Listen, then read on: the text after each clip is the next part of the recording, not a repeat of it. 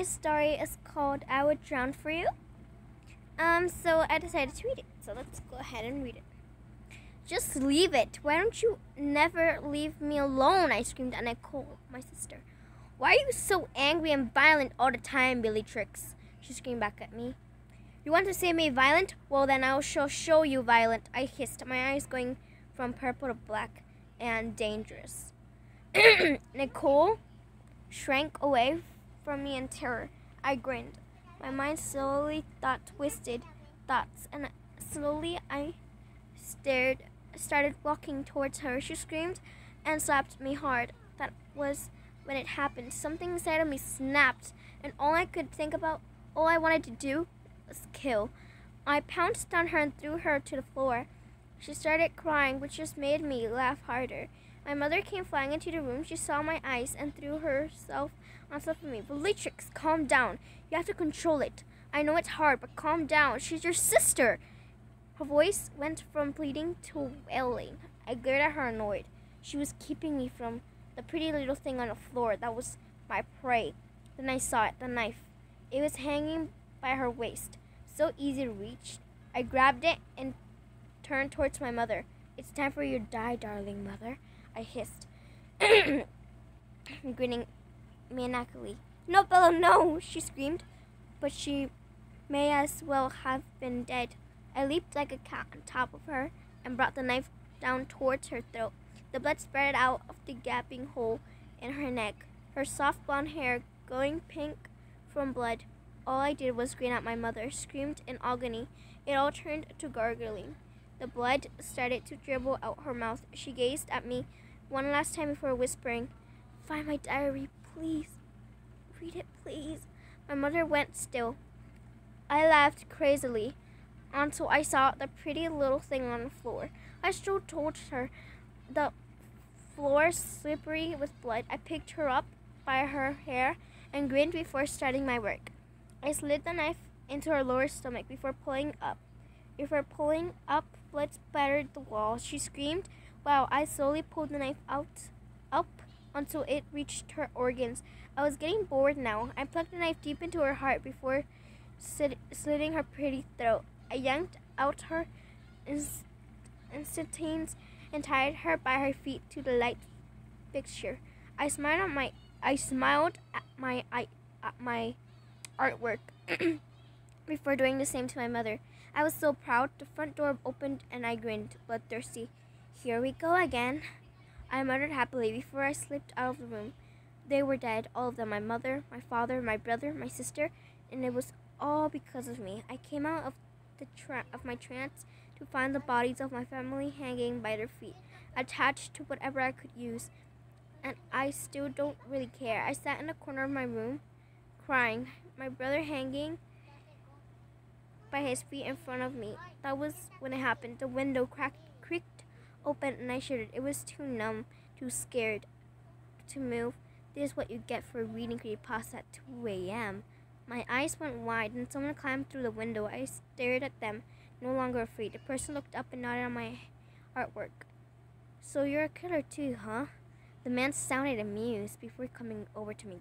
Come on, get up. He gently pulled me up and I wiped my eyes. I tried looking underneath his hood, but he wouldn't let me. Who are you? I growled, trying to be threatening. Now, little one, I'm not answering any of your questions, but you will answer mine. First of all, what's your name? He said. He was chuckling softly, his head cocked to the side. Bellatrix. Bellatrix Icewater, I whispered.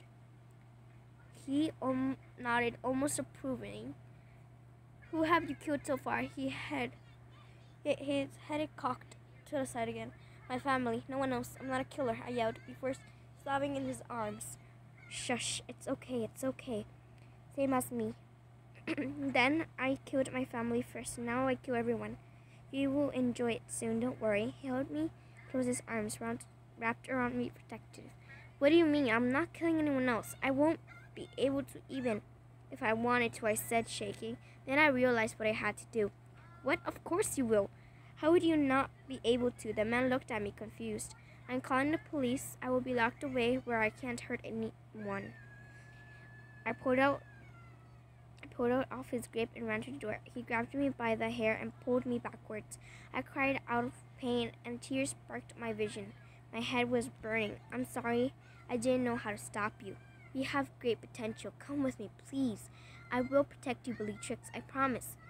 He was whispering comforting words into my ear while he stroked my knotted, blood-stained hair. Not that you can't really tell. My hair is pitch black and my eyes are deep purple. My mother's diary. I have to find my mother's diary. I will be back in a second, I said upwardly. He nodded and I darted into my parents' bedroom. Then I moaned. I forgot that my father had tried to run, but I caught him. He was dangling by his feet on the ceiling. I gagged at the smell, but I carried on looking around. I turned around and screamed. I thought I told you to stay in my room, I screamed at the familiar boy in the white hoodie. Sorry, didn't mean to scare you. He bowed his head in a shamed manner. I nodded and carried on searching. Got it. I whooped in trophy. I held the little black notebook in the air. I sat on the bed, ignoring the blood that was dripping out of my father's mouth and onto the bed. I opened the first page delicately. There was a note. Dearest Bellatrix, if you are reading this, you have probably killed me. I knew it was going to happen eventually. I just hope your brother and sister got out on time. I love you, Bella, and I have forgiven you for whatever you have done. There is something I have to tell you, though. You are not a normal teenager. You are a creepypasta like me and your father. You are a shapeshifter like us, and for that, we are so proud. Your brother and sister are normal. For some reason, they never changed, but you are different. All those stories you read about creepypastas, they all exist. Jeff the Killer, and always your favorite Slender Man, Ben, EJ, and LJ. They all exist, and I hope that one day you get to know them. I want you to be happy, sweetie. Whether you turn into a killer or not, I just want you to be happy. But you need to go to a witch named Opal Leaf. She will awaken your powers so you will be able to shift. Have a wonderful life, darling. I love you. Mom.